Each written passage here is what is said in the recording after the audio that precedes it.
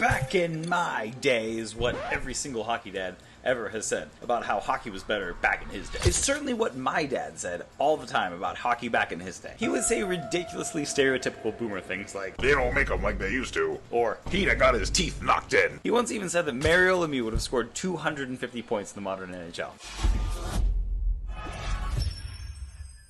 Hi, my name is Chayton. I teach hockey players who are beer leaguers and aspiring NHLers how to shoot and score more goals. So I remember watching highlights of Mario with my dad and being like, "Dad, don't you see these guys he was playing against sucked?" I thought it was hilarious. Like, I was like, look at these, like, even I was young. Right? Like watching highlights of old Mario Lemieux clips. What the heck was going on? There's this one highlight, the goalie just falls over and Mario like skates into the net. And I remember at the time being like, come on, Dad, they all sucked back then.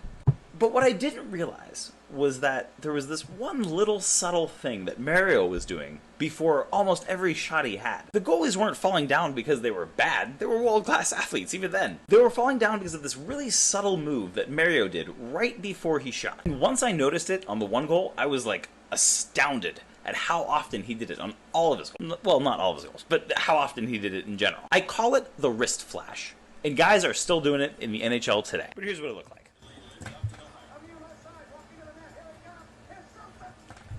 Why did the goalie just fall over? I was like, why did he just fall over? I couldn't figure it out. But if you go back a couple frames in the video, you can see it. Mario opens up his wrists, making the goalie think that he's about to shoot. And then when the goalie falls, Mario brings it to the other side to score. Go back just again. Right here. Very subtle. He just opens up this blade for a second. That convinces the goalie to fall, and then he brings it to the other side to put the puck in the net. And we'll just finish playing that so you can see how it happens. Mario's awesome. But as I watched more Mario highlights, I realized it was something that he kind of just did on, well, maybe not every goal, but certainly when he had the puck and he was on a breakaway one-on-one with the goalie. Here's one where it's ridiculously obvious. Wrist flash, pulls it over, and in. Look at that again because it was so nice. Wrist flash, over, and in. But we can do way better than that. Right here, he gets his breakaway. Get ready for it.